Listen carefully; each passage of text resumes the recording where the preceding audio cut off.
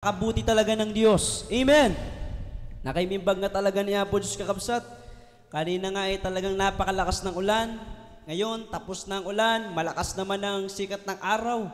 Kahit hapon na, kahit paggabi na, mga minamahal. Hallelujah, praise the Lord. Minsan, walang ang kuryente, walang power. Ngayon, meron na naman. Baka mamaya, wala na naman. Amen. Ganyan talaga ang kuryente. Ang power ng kuryente, mga minamahal, hindi natin hawak yan. Pag pwede nilang patayin, pag pwede nilang buksan, kaya nilang gawin yan. Pero ang ating pinakamamahal na Jesus, mga minamahal, mas matindi. Terrible, grabe. Amen. Ang Diyos mismo ang may hawak ng ating buhay. O pag tinuldo ka na ng Diyos ang ating buhay, wala na tayong magagawa. Hanggang doon na lang talaga. Nakatakda na sa atin yun. Amen. Pag pinahaba ng Diyos ang ating buhay, nandiyan yan, nakatakda yan. Ang kagalingan ng ating karamdaman, pagbabago ng ating buhay, kalutasan ng ating mga problema, at kung paano natin makikilala ang ating pinakamamahal na Jesus, at kung paano natin siya nakilala, itinakda ng Diyos yan. Amen! Kaya nga po mga minamahal, ang pag-ibig ng ating dakilang Diyos ay nananagana. Ito po mga minamahal ay walang limitasyon, walang hangganan. Ang pag-ibig ng ating pinakamamahal na Jesus, mga minamahal, ay mananatili, magpakailanman. Hallelujah! Ito lang po ay magsasalit-salit na lang po mga minamahal sa lahi, sa ating mga kinanunuan hanggang ngayon sa ating panahon, sa ating mga magulang, sa ating mga anak, sa ating magiging apo pa, sa ating magiging pamilya. Mga minamahal ko, magsasalin-salin na lamang po ang pag-ibig ng ating pinakamamahal na Panginoon. Atin munang basahin ito mga minamahal, 2 Corinthians chapter 7 verse 15. Ang pag-ibig ng Diyos na nananagana. Ating pong mapag-aralan ito mga minamahal. Dito po sa aklat ng ikalawang Korinto, kabanata 7, ang talatay 15. At ang kanyang pag-ibig ay lubhapang nananagana sa inyo, samantalang naaalaala niya ang pagtalima ninyong lahat, kung paanong siya'y tinanggap ninyo na may takot at panginginig. Amen. Amen. Sabi ng ating nabasa mga minamahal, and His inward affection is more abundant toward you, whilst He remembereth the obedience of you all, how with fear and trembling ye receive Him. Kaya nga mga minamahal, napatunayan po natin dito sa gawain ng Jesus Mary Jose, natagpuan po natin ang tunay na Diyos. Amen? Nakilala po natin at natagpuan natin, nasumpungan natin ang Diyos na makapangyarihan. Ang Diyos na may taglay na pag-ibig. Diyos na buhay. Merong mata, nakikita tayo sa ating mga ginagawa. Merong tenga, naririnig na tayo sa ating mga panalangin. Merong kamay, hindi maigsi, kaya tayong abutin, kayang ibigay lahat ng biyaya para sa atin. At sabi ng ating binabasang banal na kasulatan, salita ng Diyos, ang pag-ibig ng ating malapang ay nananagana kanino? Sa inyo. Sino ang tinutukoy mga minamahal, samantalang naaalala niya ang pagtalima ninyong lahat? Nananagana ang pag-ibig ng Diyos doon sa mga tumatalima sa kanyang mga utos, na kung paanong tinanggap ang ating mahal na Jesus na mga taong tumatalima sa Kanya sa pamamagitan ng takot at panginginig. Na nung araw tayo po mga minamahal ay walang takot. Hindi tayo takot sa paggawa ng kasalanan, kaliwat kanan. Nariyan ang mga bisyo, nariyan ang ating mga ginagawang karumihan, kasalanan, mga bagay-bagay na hindi kaaya-aya, hindi kalugod-lugod sa ating mahal na Panginoon. Dahil hindi kasi natin alam na yung ating ginagawa ay kasalanan. Amen!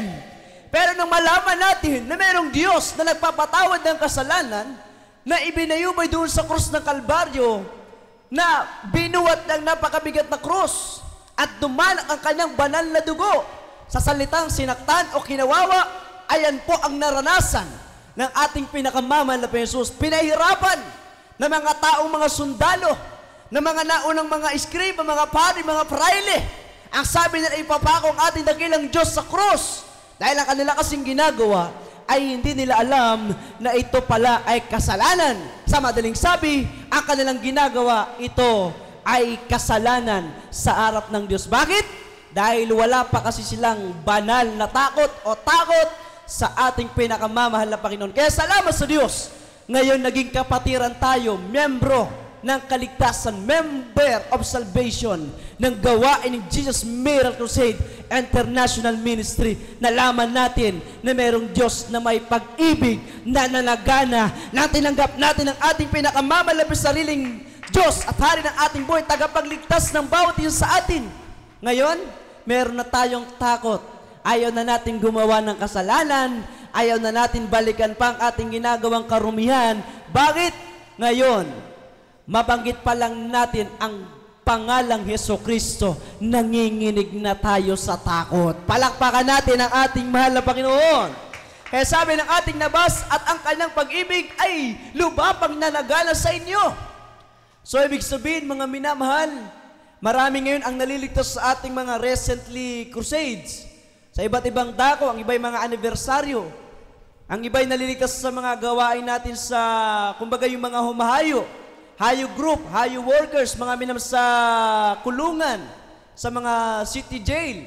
Ang iba doon sa mga hospital, naghahayo. Bagamat ito minsan ay ipinagbabawal. Dahil minsan ang mga hospital kasi, ayaw nilang mabawasan yung mga gagamutin nilang mga tao. Baka nga naman, pag siniran yung mga nasa hospital, baka lahat ng may sakit na nasa hospital, lahat ng taong may sakit sa hospital ay pumunta sa gawain natin. Kaya yung iba, ipinagbabawal na nila, mga minamahal.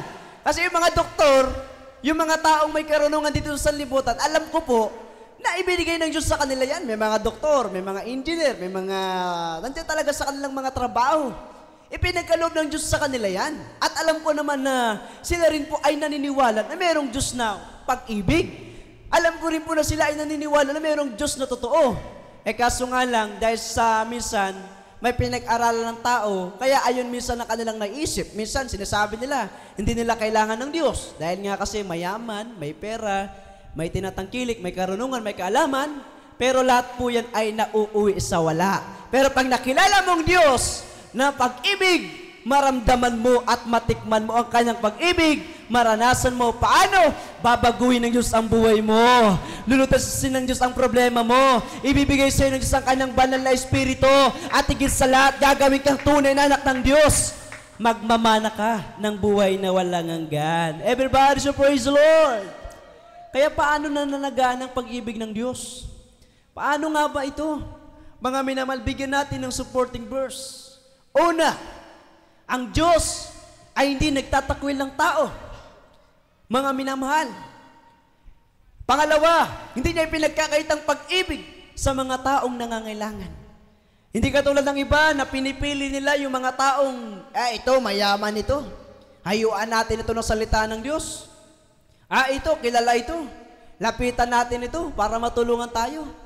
At ang malapang, hindi niya pinagkakita kanyang pag-ibig. Yung iba, nangangailangan ng tao, yung kanilang kapwa-tao, anong ginagawa nila? Tinatakwil pa nila. Ating basahin, Roma, Kabanatang 2, talatang 11, at yanda ang ikalawang kronika, Kabanatang 7, ang talata ay 14 hanggang 15, mga minamahal. Ang Diyos ay hindi nagtatakwil, mga minamahal. Kaya ganyan, nananagan ang pag-ibig ng Diyos. Mahirap, mayaman, may pinag-aral o wala, tanyag o hindi tanyag, sikat o hindi sikat, kahit sinasabi mong hindi mo kailangan ng Diyos, may kinaanibang kang pananampalataya, reliyon, sekta o denominasyon. Ang mahal na Jesucristo, hindi nagtatakwil ng tao. Ating basahin, mga kapatid ko. Dito sa aklat ng mga taga-Roma, Kabanata 2, ang talatay 11. Sapagkat ang Diyos ay hindi nagtatangi ng mga tao. Amen. Amen. Palakpakan muna natin ang ating mahal na Panginoon. Ano sabi ng ating nabasa, mga minamahal? For there is no respect of persons with God, mga minamahal. Hindi katulad sa iba, hindi naman sa namumusong tayo, baka sabihin ng iba masyado tayong judgmental. Hindi naman po, mga minamahal, dahil mayroon tayong pinagbabasihan na banal na kasulatan, salita ng Diyos. Hindi yung sasabihin lang natin na ituro natin yung tao, makasalanan, impyerno kagad. Hindi naglingkod sa Diyos, hindi sa katotohanan, Hindi sinambang Diyos sa Espiritu at katotohanan, impyerno kagad. Hindi po. Kundi meron tayong pinagbabasihan, salita ng Diyos. Dahil sabi ng Biblia, for it is appointed unto man once to die, but after this the judgment. So paano darating ang pag-ibig ng Diyos na nanlagalas sa kanila at hindi nauubos kung sila mismo ay hindi lalapit sa Diyos at dumating sa kanila ang takdang kamatayan? Paano pa nila magpaglilingkuran ang Diyos na makapangyarihan? Pero sa atin, salamat sa Diyos, hindi dumating sa atin ang takdang kamatayan, kundi takdang kaligtasan ng ating mga kaluluwa, magiging anak ng Diyos, tagapagmana ng buhay na walang hanggan. Everybody should praise the Lord. Kaya grabe, ang pag-ibig ng malapang hindi mo pwedeng ikumpara. Amen. Hindi mo pwedeng sabihin, ang Diyos ay may katulad. Ang Diyos ay may kawangis. Ang Diyos ay may kagaya. Maipapares. Hindi po, mga minamahal. Ang Diyos ay nag-iisa lang, ang ating pinakamamahal na Panginoong Jesucristo. Lahat magsabi ng praise the Lord. Paano darating ang pag-ibig ng Diyos na nanagana? Hindi nauubos, hindi naglalaho. Walang katulad, walang kagaya. Mga minamahal, kundi nananatili magpakailanman, walang limitasyon. Mga minamahal ko. Hindi katulad sa tao, ang kanilang pag-ibig, ang kanilang lakas, ang kanilang buhay, ang kanilang karunungan, ang kanilang kapangyarihan, ay merong hangganan, may limitasyon. Kaya wag nating limitahan ang kapangyarihan at ang pag-ibig ng ating mahal na Panginoon. Dahil ang Diyos, sabi ko kanina, siya ang may hawak ng ating buhay, hiningat kalakasan. Kaya salamat sa Diyos, mga minamahal. Bakit tayo nandito? Dahil totoo ang Diyos na ating nakilala. Inibig tayo ng ating mahal na Panginoon. Kahit nung araw tayo ay mamamatay na. Grabe ang ating nagawang kasalanan, napakalaking kasalanan ng ating mga nagawa. Pero ang Diyos kinalimutan lahat ng yan.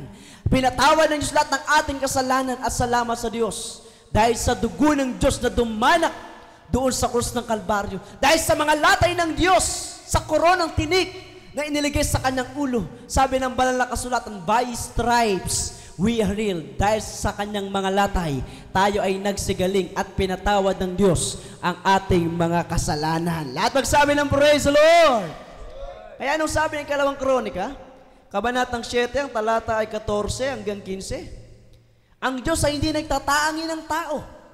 Kung ang tao ay lalapit sa Diyos, magpapakumbaba, hindi niya iisipin na siya ay magmataas. Hindi niya iisipin na meron siya kinagisnang pananampalataya o reliyon o sekta denominasyon. Hindi niya iisipin na panibagong reliyon na naman yung gawain ng Jesus Mayor Crusade. Iisa lang ang Diyos, agpapada tayo lang. Agpapada lang mo, may sa Diyos tayo. Ngayon kas anungay. Amen. Amoy baga nga jay white, black. Amoy baga jay black, white. Amen. Kaya salita ng Diyos, black and white. Oh, tinta. Ayan, kulay itim. Mababasa natin salita ng Diyos. Ito. Kaya yung iba ginagawa nila, binabago nila ang banal na kasulatan. Sila ay nagpapanggap ng mga mangangaral ng Diyos. Sabi nga ng Biblia, hallelujah, by their fruits ye shall know them. Kung sila ba ay mga tunay na mangangaral ng Diyos. Kung yung mga mangangaral na yan, sila sabi nila silang nasa katotohanan, pero itinatago ang nasa banal na kasulatan, tinatakpan nila ang katotohanan ng kamalian, abay nakakatakot yan, mga minamahal. Samantalang ang Biblia, ang nagpapatunay, dapat basahin mo ang salita ng Diyos, huwag mong bawasan, huwag mong dagdagan, ipangaral mo salita ng Diyos may buong tapang, hallelujah, para ang mga tao ay makinabang. Lahat nagsabi ng praise the Lord.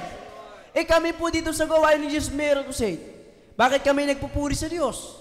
Bakit pinapahalagan namin ang banal na gawain ng Diyos, ang pagbibigay sa gawain ng Diyos, ang pagpupuri, ang pamumuhay ng may kabanalan, pamumuhay ng may katapatan? Bakit? Hindi po sapat ang aming buhay ni kalakasan. Kahit pagputol-putulin ang aming katawan, paglulor-lorin pa man, mga minamahal ko. Hindi po sasapat, hindi po higit sa pag-ibig ng Diyos ng aming natanggap. Kaya itong aming ginagawa, ibinabahagi namin ang kapangyarihan salita ng Diyos para kung ikaw ay may karamdaman, gagaling ka. Kung ikaw ay may problema, lulutas ka sa problema mo. Kung ang buhay mo wala ng pag-asa, papaguhin ng Diyos, bibigyan ka niya ng pag-asa. Kung wala ka ng kalayaan dahil sa demonyo umaalipin sa iyo, pag pinaglingkuran mong Diyos na makapangyarihan, palalayain ka ng Diyos sa pang-aalipin sa iyo ng demonyo. Lahat magsabi ng praise the Lord. Ano ba yung aming ginawa? Bakit ganito yung aming pagpapahalaga? Tinalikuran namin ang aming ginagawang kasalanan. Nagpakumbaba kami sa harapan ng mahal na Panginoon. Ikalawang Kronika 7:14. Ito yung aming ginawa na kailangan ding ganapin ng mga taong napapahamak. Dahil ang apoy ng impyerno ay hindi lumalamig. Nandun ang apoy, ang uod na hindi namamatay. Kung dito sa lupa may sunog sa mga gusali, may sunog sa mga public market, may sunog sa mga, hallelujah, nandiyan ang kapahamakan kaliwat kanan.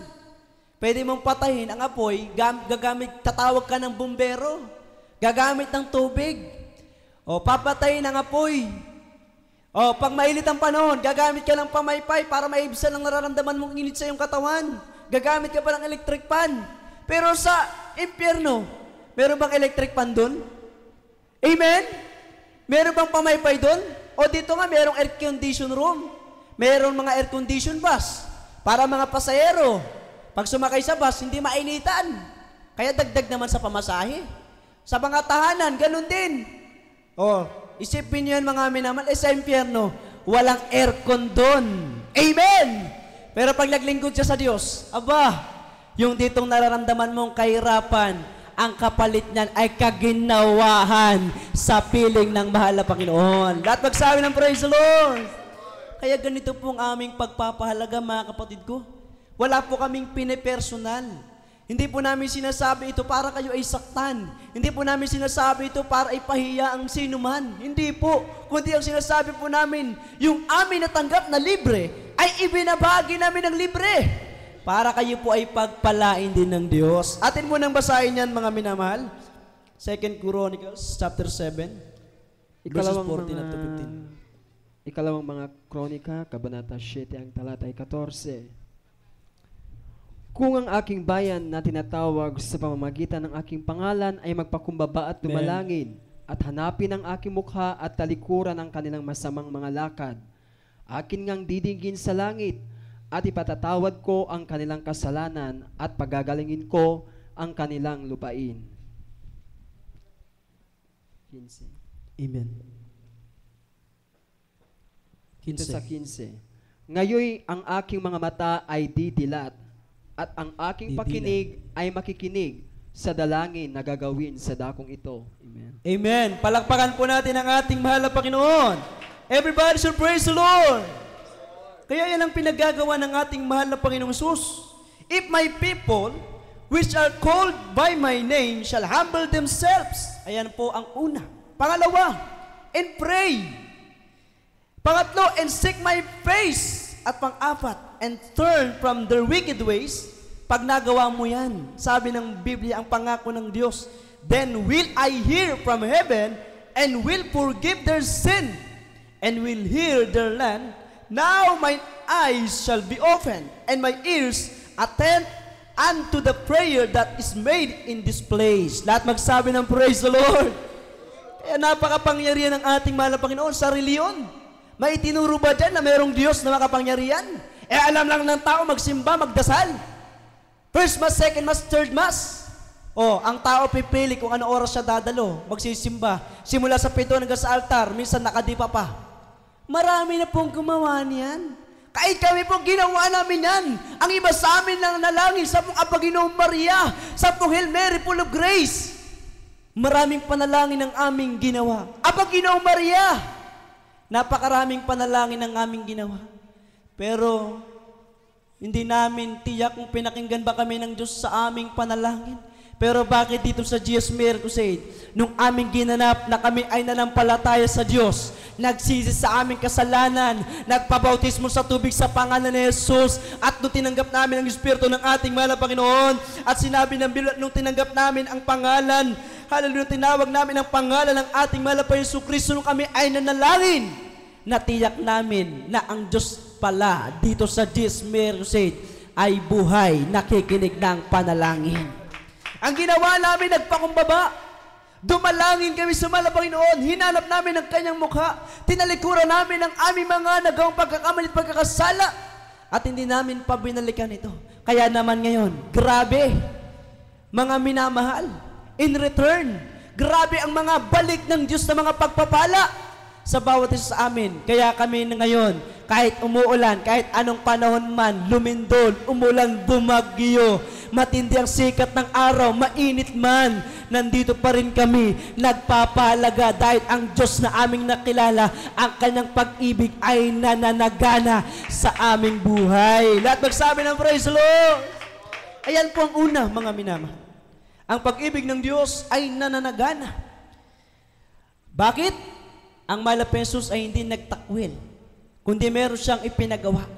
Para hindi niya itakwil ang tao. Pero yung mga nagtatakwil at tumatanggi, ano nangyayari sa kanila? Sila ay napapahamak. Pangalawa, punta na tayo sa pangalawa, mga minamahal. At sabi rito, samantalang naaalala niya ang pagtalima ninyong lahat. Naaalala ng Diyos ang pagtalima nating lahat. Dito po tayo sa Nahum, Kabanatang 1, ang talata po ay 7. At Hebrews chapter 6, verse 10, ako na lamang po munang magbasa. Pakihandaan na lang yung ating huling talata, mga awit, Kabanatang 2, talatang 11. Sabi rito, Nahum, Kabanatang 1, talata ay 7, ang Panginooy mabuti, katibayan sa karawan ng kabagabagan, at makikilala na yaong nangaglalagak ng kanilang tiwala sa Kaniya. Lahat magsabi ng praise the Lord. Lahat magsabi ng amen.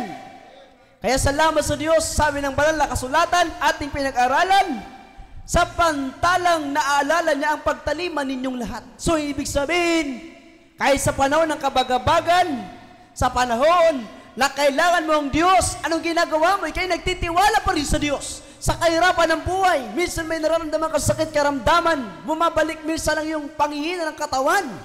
Anong ginagawa mo? Umaasa ka pa rin sa ating mahal na Panginoon. At kapag nakita ng Diyos na malinis ang puso at isipan mo, na ika'y nagpapakumbaba sa ating mahal. Sinasabi mo lagi, ika'y walang magagawa kung wala ang Diyos sa iyong buhay. Anong ginagawa ng mahal na Panginoon? Patuloy ka niyang inaalaala. Palakpakan natin ang ating mahal na Panginoon. Hindi ka na kinakalimutan. Ganyan po ang ating naranasan sa gawain ng Jesus Miracle Crusade. Hallelujah! Kahit saan tayo pumunta, mga minamahal. Kayo pong mga minamahal nating mga kapatid dyan sa ibang bansa. Bagamat nagkakalayo tayo minsan dahil kami nandito sa Pilipinas, kayo ay nandyan sa bansa na inyong kinalalagyan. Pero ang Diyos, ang kanyang pag-ibig ay nananagana sa bawat isa sa atin, mga minamahal. Kaya ganyan po, mga minamahal, ang himala ng Diyos sa inyong dyan, sa ibang bansa, ayan din ang himala sa aming buhay. Sarit-saring mga himala ng Diyos na ating naranasan. Pero sa ating inigisang pananampalataya, wala. Kaya sabi ng ating balabastor, ang mga ining, ang mga dalaga, mga binata, huwag kayong tumawid sa tulay na bulok. Baka pag kayo tumawid dyan, maaring masira ang tulay na yan. Ang tulay na marupok, walang patibayan. Ang tulay na walang katiyakang kaligtasan. Ganyan din ang gawain ni Jesus Miracle. Sinasabi natin sa mga taong napapahamak, huwag kayong dumaan dyan sa mga paglilingkod na pakunwari. Huwag kayong lumakad dyan sa mga paglilingkod na hindi makatotohanan. Walang Diyos na nakikinig na inyong panalangin. Walang Diyos na makatutulong sa inyo. Kaya ganyan sinasabi ng ating mga Pastor Wildel Medal, sinasabi na bulok na reliyon. Reliyon na hindi nagbabago ng buhay ng tao. Pero dito sa Jesus Miracle Crusade, anong ginagawa ng iba ngayon? Ginagaya nila ang ating pagpupuri, ang ating pananalangin. Ginagawa nila ang pamamaraan ng ating paglilingkod sa Diyos. Bakit? Alam kasi nila, sila ay wala sa katotohanan. Ang gawain ng Jesus Miracle Crusade, ito ang nasa katotohanan. At kailanman, hindi mo magagaya ang original. Lahat magsabi ng praise the Lord! Kaya yung iba, paggaya-gaya din. Aba, hindi mo makukuha ang Diyos sa panalangin na paggaya-gaya. Amen? Amen? Eh kami dito, hindi kami gaya-gaya. Kaya ang gawain ni Jesus Miracle Crusade, original ito. Eh salamat na lang po sa mga gumagaya. Eh sana'y wag po kayong manatili sa paggaya lang. Ang gawin po ninyo, maging anak kayo ng Diyos dito, magpamiyembro kayo dito, tanggapin yung mahal na Jesus, sarili tagapagligtas, sarili niyong buhay, at may katiyakan, matanggap niyong Espiritu ng Diyos, matanggap niyong pag-ibig ng mahal na Panginoon, at higit sa lahat, magiging tagapagmana kayo ng buhay na walang hanggan. Lahat magsabi ng praise the Lord! Kaya ang mahal na Jesus ay mabuti. Ganyan tayo inaalaala ng ating mahal na Panginoon. Ano bang sabi ng Hebrews? Chapter 6, verse 10, mga minamahal. Hallelujah, ating basahin. Ito sa aklat ng mga Hebreo, Kabanata 6, ang talatay 10. Sapagkat ang Diyos ay hindi liko upang limutin ang iyong gawa at ang Amen. pag-ibig na inyong ipinakita sa kanyang pangalan, sa inyong paglilingkod sa mga banal, at hanggang ngayon, nagsisipaglingkod kayo. Amen. Lahat magsabi ng praise the Lord. For God is not unrighteous to forget your work and labor of love, which ye have showed toward His name, and that ye have ministered to the saints, and do minister. Tignan niyo po mga minamahal. Ang mahal na Jesus, mabuti na sa atin. Inaalaala niya yung ating pagtalima sa pagsunod sa kanyang banal na kalooban. At ito ay hindi kalilimutan ng Diyos. Amen? Sabi ng Biblia, ang ating magawa at ang ating pag-ibig na ating ipinakita sa kanyang pangalan. Lahat magsabi ng praise the Lord. Iniibig natin ng Diyos ang kanyang pangalang Jesus. Oh, ang ating yang nakalagay dito sa ating logo, Jesus Miracle Crusade International Ministry. Oh, ito ang buong mundo. Ano ang nandyan sa taas? Pangalan ng ating mahal na Jesus. So kapag walang pangalan ng ating mahal na Jesus, baka itong buong mundo, sinasabi nga nila ang bansang Pilipinas, napakalit lang sa sa mapa Oh, baka kung lulusubin na tayo ng ibang bansa, baka wala. Pero salamat dahil nakilala natin ang Diyos, walang iba kundi ang ating mahal na Jesus. At ang kanyang tunay na propeta ay nandito sa gawain ni Jesus Miracle Crusade. Kaya nililukaban ang buong mundo ng kapangyarihan ng ating mahal na Jesus. Lahat magsabi ng praise the Lord. Miracle. Nag-iimala ang Diyos. Crusade. Nung panahon ng ating mahal na sa banal na kasulatan, siya ay nagkukursada. Anong ginagawa ng gawain ng Jesus Miracle Crusade? Nagkukursada rin po. Humahayo kahit sa kabundukan, kapatagan, tawid dagat, iba yung dagat sa ibang bansa. Pinupuntaan ng gawain na ito. Nagkukursada para ano ang layunin? The main purpose. Ano? Para iligtas ang mga taong napapahamak sa impyerno, magmamana ng buhay na walang hanggan. Lahat magsabi ng praise the Lord. International. Dati ang gawain lang kasi ng mahal na Panginoon ay dito lang sa Pilipinas, sa Metro Manila lang. Pero nakilalang gawain na ito. Hindi lang dito sa bansang Pilipinas. Buong daigdig. Kaya naging international. Kaya salamat sa Diyos. Kahit yan, naka-live webcast tayo ngayon. Tama ba? Amen? Kaya naka-international tayo. Kaya kayo po na may mga sakit, may karamdaman, mismo ang Diyos ang sumisigurado sa inyo. Hindi sumisira, kundi sinisigurado ng Diyos na kung kayo ay may karamdaman sa mga oras na ito, 100% manampalataya kayo sa Diyos.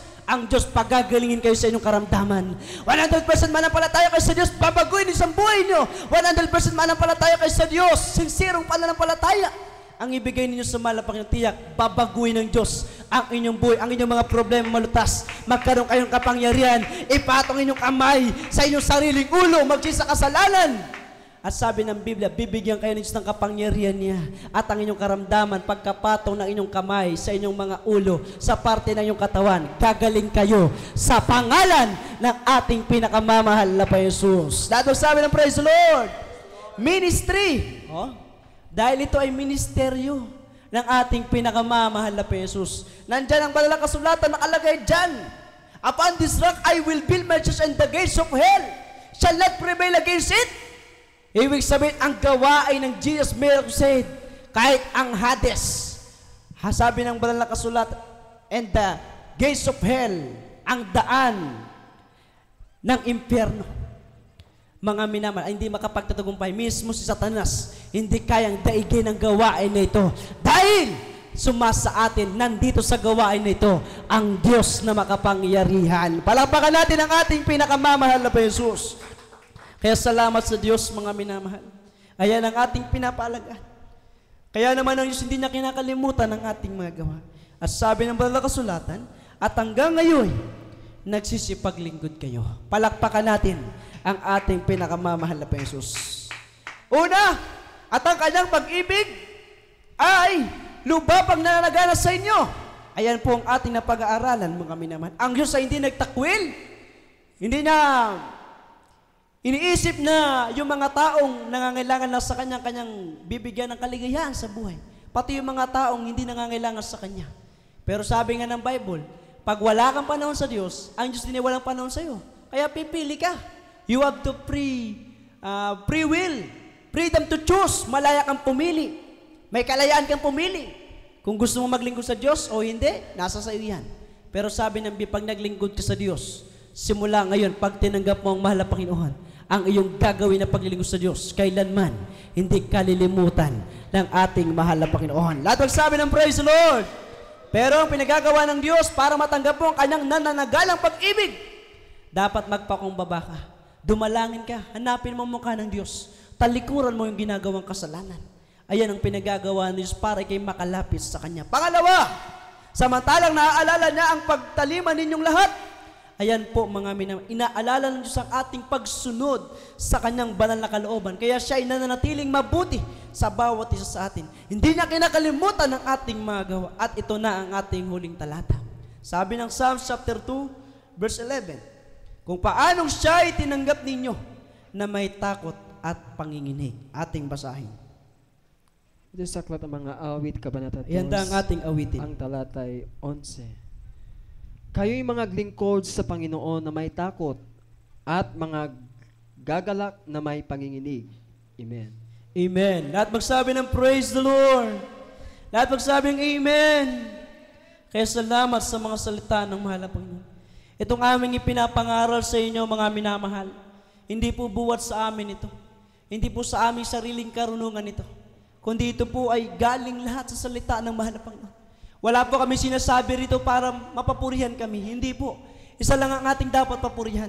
Walang iba kundi ang ating pinakamamahal na Jesus. Kaya nung sabi ng banal na kasulatan, hallelujah! Serve the Lord with fear and rejoice with trembling. Kayo'y mga glingkod sa Panginoon na may takot at mga galak na may panginginig. Palakpakan po natin ang ating pinakamamahal na Jesus. Kaya nandyan ang ating takot, mga minamahal, sa ating paglilingkod sa ating mahal na Panginoon. Alam natin na natanggap natin ang pag-ibig niya. At ito ay nananaganas sa ating buhay. Patuloy na umaagos, dumadaloy sa ating mga buhay ang pag-ibig ng ating mahal na Panginoon. Kaya nandyan ang ating takot at tayo nagagalak na may panginginig. Tayo ay umiiwalay na sa paggawa ng kasalanan. Dahil takot na tayo. Baka minsan pag nakalimot tayo sa pagsunod sa kalooban ng mahal na Panginoon, wala tayong patutunguhan, kundi kapahamakan. Pero pag pinahalagan natin at inibig natin ang ating dakilang Diyos, buong lakas, buong puso at isipan, ibigay natin sa ating mahal na Panginoon, sinasabi natin, wala tayong magagawa kung wala ang Diyos. Kundi ang magagawa natin, sabi ng Bible, magagawa natin lahat ng sama-sama. Ang lahat ng bagay sa paglilingkod sa Diyos. Bakit? Mismo ang Diyos ang magbibigay sa atin ng kalakasan, karunungan, kaalaman na nagmumula sa Kanya. Palakpakan natin ang ating pinakamamahal na Panginoon. Hallelujah! Purihin ng Diyos na makapangyarihan sa mga oras na ito, mga minamahal. Pasensya na kayo, bagamat anong oras na tayo matatapos sa mga oras na ito. Dahil nag-umpisa tayo kanina, 3:00 na. Dahil pabago-bago nga ang ating kuryente. Pero ganun pa man, hindi hawak ng tao ang ating buhay, kundi hawak ng Diyos. Kaya nandito pa rin tayo. Nagpapasalamat, nagpupuri sa mahal na Panginoon. May power man ang kuryente o wala. Patuloy tayong magpupuri, magpapasalamat sa ating mahal na Panginoon. Palapakan po natin ang ating pinakamamahal na Jesus. Tayo po yung mawit magpuri.